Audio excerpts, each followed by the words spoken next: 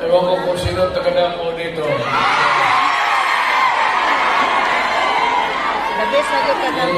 Yung hagdanan nila ay nung nahalata ng nanay, si Puring.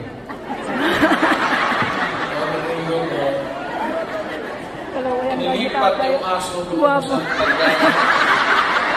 Akalaway kayong guard ni tatay. Gwapo lang dyan kayo. Mga pulis yan ang Hong Kong, guys. Mga gwapong pulis ang Hong Kong. Kaya... Sino? Tatay? Oo. Tawag niyang bukok sa Bisaya.